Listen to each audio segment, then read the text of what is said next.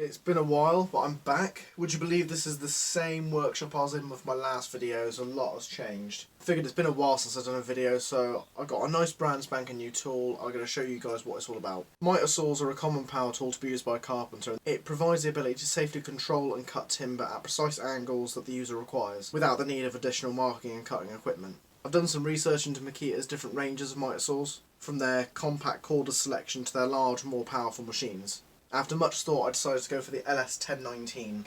An almost complete redesign of this tool, the 10-inch dual bevel sliding mitre saw will perform many different types of angle cutting, including accurate beveling and kerfing. This particular model of saw runs off 110 volts, a UK safety standard in site voltage that applies with our health and safety laws, but this same model of saw can be purchased in 240 volt and 36 volt, which uses two 18 volt Makita lithium-ion batteries. The saw itself weighs 26.1 kilograms and has got multiple different points for you to carry it from A to B. It can mitre up to 60 degrees both left and right, and max out on the bevel at 48 degrees both sides as well. It has positive stops that can be activated and deactivated at specific angles for accurate cutting. The 260mm blade runs at 3,200 RPM and features an electric brake and soft start. Dust collection and dust management are becoming more relevant on building sites to help comply with health and safety laws. As we surround ourselves with cutting equipment most days, it is important to keep dust away from our lungs and the lungs of others.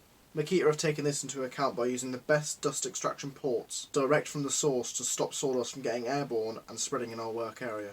Makita have done this by having two dust inputs connecting to one output. This allows you to connect your extractor so it can manage both ports. Located within the blade shroud behind the cutting base are rubber moulds that do not come into contact with the blade, but comfortably sit out the way, catching the main flow of sawdust and relocating it into your preferred dust extraction.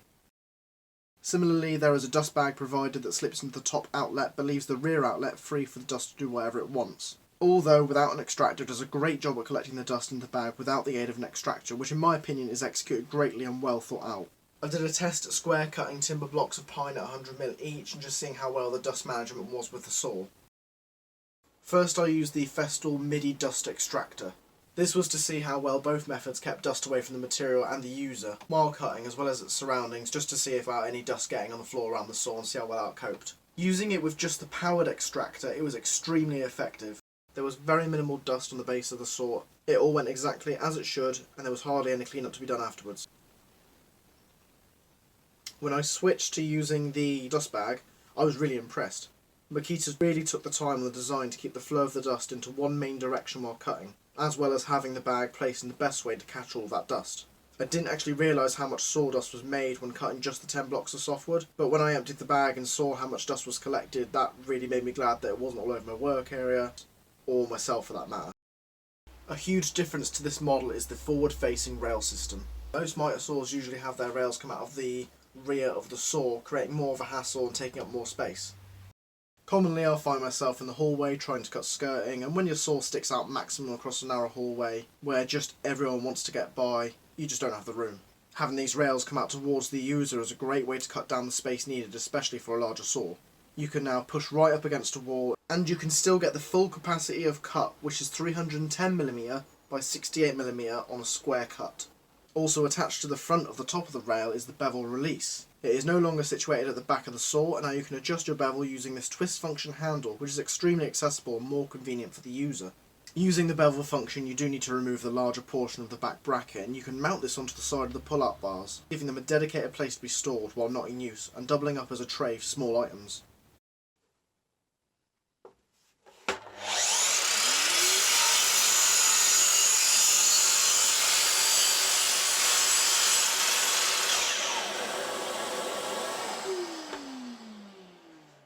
This particular saw does not have the laser or the task light.